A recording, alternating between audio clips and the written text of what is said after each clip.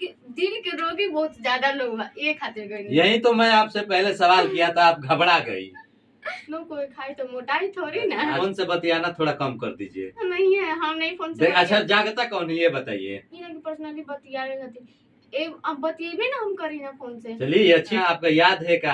हाँ। तो थोड़ा हो जाना चाहिए। भूखल सोमारी बनी ध्यान दे दी, पासवान वो बने के वरदान दे दी। बाप रे बाप, ऐसे गाना गा रही है जैसे लग रहा है कि दूल्हा इनके पॉकेट में है। नमस्कार प्रणाम, इस वक्त के सबसे ब्लास्ट खबर, जी हाँ इस वक्त के सबसे अच्छे खबर, हमारे साथ भोजपुरी गायिका रिया राज है। जी हाँ मैं आया तो रिया राज देख रहा कि यहाँ रिकॉर्डिंग करने के लिए आई है। शायद इस बहुत अच्छे गाने का रिकॉर्डिंग होने वाला है, उसका भी खुलासा होगा वीडियो में। सबसे पहले रिया राज जी आपका स्वागत इस चैनल में। सबसे पहले तो न्यूज के माध्यम से जितना भी लोग दर्शक देखा था सबके नमस्कार बा, प्रणाम बा। कैसे हैं जी? बहुत बढ़िया बानी, रहा सबके दिन से बहुत बढ़िया बानी। बढ़िया तो नहीं मुझे लग रही है ना ऐसा बात नहीं, बहुत बढ़िया बानी। तबीयत वैसे ही है ना? हाँ ठीक बात, तबीयत तो ठीक। पहले आपको थोड़ा मोटाया जाना चाहिए, देख रहा है दुबली पतली दिन पर दिन। ना ऐसा कोनो बात नहीं कि अब जे शुरू से पातर हुए तो कतनो कोई खाई तो मोटाई थोड़ी ना। अच्छा ये बताइए रात में सोते हैं कि नहीं?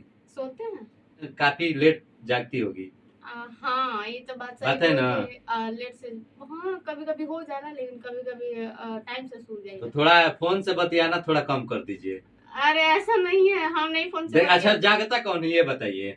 कोई मोबाइल चलाता होगा, फोन से बात करता होगा, ही नहीं रात में जागेगा लेट से। ऐसा थोड़ी ना बा, हम गावत नहीं कभी गाना के रियाज चाहे गाना के समझे के पड़ेला तो ओकरा के रियाज करे खातिर तो हम ऊ चीज करे खातिर जागरे नहीं, ई ना कि पर्सनली बतियावे खातिर अब बतिएबे ना हम करी ना फोन से। चलिए अच्छी बात है, नहीं उतना मत जगिए, थोड़ा कम वर्क करिए, जो भी करिए वर्क दिन में करिए, मेहनत करके करिए ताकि कोई भी गाना आए तो ब्लास्ट हो जाए। जी रो सबके प्यार दुलार रही तो हो ही जाए कभी ना कभी। अच्छा ये बताइए रिया राज जी का अभी सावन का माहौल चल रहा है, बम बम माहौल चल रहा है, हर हर महादेव का अभी सीजन चल रहा है, बहुत सारे सिंगर गाना गाए हैं, आपका भी बहुत सारे सॉन्ग आया हुआ है MM महादेव म्यूजिक से। गाना आपका याद है का? हाँ। तो थोड़ा हो जाना चाहिए। अभी मतलब फिलहाल मतलब सावन के गाना वो छूटल हुए। भूखल सोमारी बानी ध्यान दे दी, भूखल सोमारी बानी ध्यान दे दी, पासवान वो बने के वरदान दे दी, पासवान वो बने के वरदान दे दी।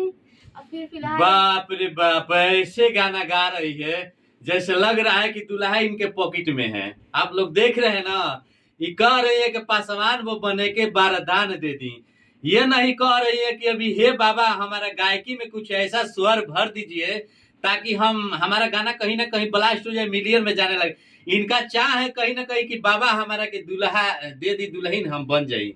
ना ऐसा कोनो बात नहीं की, देखिए सबके तो चाह हर एक लड़की के होखेला, तो ऐसा बात नहीं कि गाना के मतलब मोड़ बोए कि ना भगवान वरदान दे दे, ठीक ना। ऐसा कोनो बात नहीं कि ना मतलब गावत कहे के बानी के मतलब सोचब ना कि हम स्टार बन जाए, सबे चाहे ना, हम चाहते। तो फिर भी बाबा से कोई दूसरा बात बोलना चाहिए, आप सीधा बोले कि पासवान वो बने के वरदान दे दी, इसका मतलब क्या होता है आप बताइए। मतलब तामने के कांच के गाना तो लिखल छेदी भैया के, तो हमार तो खुद नहीं। देखिए भैया को दोषी मत ठहराइए, गा तो आप रही है ना, शब्द बुझा रहा है तभी तो गा रही है ना। हाँ ठीक वो शब्द बुझाता, लेकिन ये गाना बस बनावल बुए तो वो हम गइले बानी, बाकी एकरा बारे में जाने के बुए तो छेदी भैया से जाने। अच्छा छेदी भैया पर आप फेंक रहे हैं ना। अच्छा चलिए अच्छी बात है। अच्छा अगला प्रोजेक्ट आपका कौन सा आने वाला है?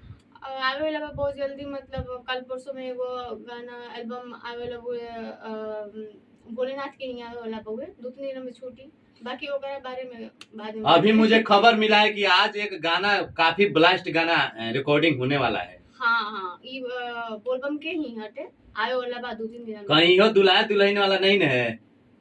अरे तो ये सब गाने जो गाना चली हुई ना गवाई, कहाँ चल रहा है महाराज, मिलियन जाता तब तो मैं मानता कि चल रहा है। ना ऐसा बात नहीं कि मतलब अब दर्शक के अच्छा लगी, प्यार मिली तो हो जाए मिलियन में का। भागे वाला रही तो बहुत कभी दूसरा भी मैटर गा के देखिए, तो दूसरा ही मैटर होगी। कहीं ना कहीं आपका जितना चाहने वाला है कहीं दूसरे मैटर को इंतजार कर रहे हैं, वैसा मैटर आप लेकर आइए, प्रयास करिए। ऐसा बात नहीं कि सब मैटर आई रउआ सबके प्यार दुलार रही तो सब ब्लास्ट हुई जितना भी है। इतना दिन आप कहाँ गायब थी, आपका कोई सॉन्ग नहीं आ रहा है?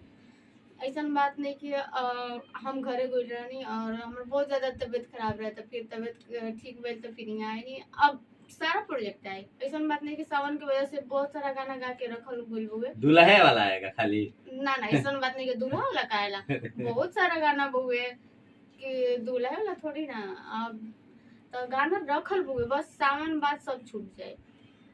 अच्छा चलिए रिया राज जी, लास्ट में कोई सॉन्ग हो, कोई माने मजेदार सॉन्ग जो दर्शकों का काफी पसंद है आपको गाना से, वो गाना हो जाना चाहिए, वैसा गाना, मसालेदार गाना सुना दीजिए।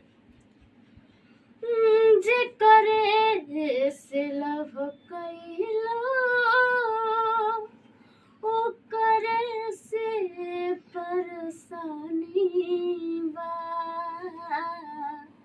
ए सनमई करम तोहरा लागे खानदानी बा, लागे खानदानी बा।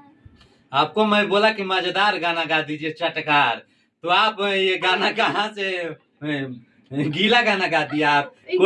कोई सुनेगा तो उसका मूड ऑफ हो जाएगा। तो मूड ऑफ होके गाती कोई नहीं थोड़ी ना, से गाती कोई नहीं है। आजकल देखिए ऐसा बात नहीं है कौनो गाना आदमी सुना था, लेकिन नॉर्मली चीज आज के दिल के रोगी बहुत ज्यादा लोग ये खातिर कोई नहीं। यही तो मैं आपसे पहले सवाल किया था, आप घबरा गई। ऐसा नहीं की बात, मतलब हमारे कहना की जो ज्यादा तरीके से आप बोल रहे हैं रोमांटिक चाहे कोनो, मैंने आपका कहने का मतलब है कि सारा ऑडियंस दिल का रोगी हो गया है, मैं दिल का निरोगी हूँ, यही ना मतलब है? ऐसा बात नहीं की मतलब 100% में मान लीजिए 50% ऐसा लोग। अच्छा ये आपको कैसे पता है?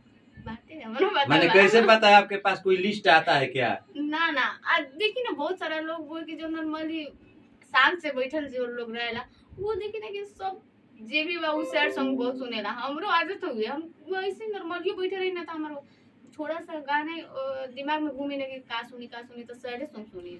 चलिए आपसे मिलकर अच्छा लगा। आप सबको कैसा ये इंटरव्यू लगा, आप अपना राय कमेंट के माध्यम से लिख के भेजिएगा। रिया राज के लिए खासकर कमेंट दीजिएगा, मैं कमेंट पढ़ता हूं आप सबको, उसके बाद मैं कमेंट पहुंचाऊंगा इसके पास कि आप लोग का कैसा कमेंट रहा है, क्या चाहते आप रिया राज से, कैसा गाना चाहते हैं कि कैसा गाना गाएं, वैसा आपके सामने ये गाना परोसेगी। तब तक के लिए जय हिंद, जय भारत।